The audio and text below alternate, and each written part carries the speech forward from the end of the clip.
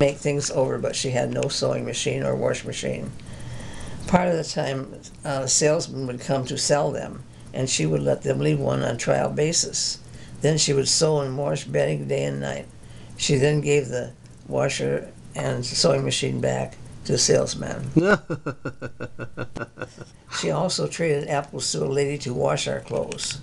At one time in the winter, she made a deal with Mrs. Miles, a neighbor, to do our laundry and she gave her a beautiful crocheted bedspread, crocheted by Grandma Lyons. It was beautiful. How I wish I had that today. We tried to locate it through Mrs. Miles' family, but they had lost track of it. Mrs. Miles was Bob Miles' grandmother. While still on the farm in the winter, Mom sent laundry to Algona with my father, with his team, either the sleigh or wagon. There was so much laundry. He would pick it up, neat and packed and folded in baskets. While waiting for laundry, he would drink a beer or two with friends, and he would head the team and sleigh home to the Whittemore farm.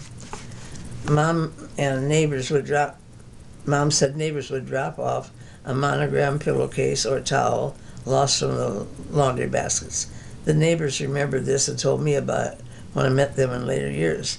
They also told me about not wanting to sit beside Helen Weir in church because she wore her big city picture hats and nobody could see around her to see what the priest was doing. At the farm, Watkins men spent more time in the barn with a hired hand and Daddy than he did selling vanilla and spices to the lady of the house. That was because it was prohibition, and the guys would buy some pure vanilla or bitters to have a little nip of alcohol to warm them up.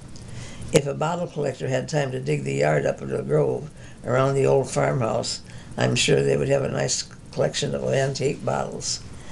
We have pictures of my parents in their best Sunday clothes and their wedding pictures. They were so refined and elegant looking. My father would rally from his final illness and ask Mom, "When are we going to Ireland, Helen?" She would say, "The money's all gone, Pat, we can't go." He'd say, "Where did it go? Where could it go?" We had one of the first music machines when we lived on the farm. It was an old Victrola Edison brand and was a gorgeous piece of furniture. It had heavy, thick records and a diamond needle. We kids thought we were so rich to have a diamond needle. We loved to play the Irish music and Dad would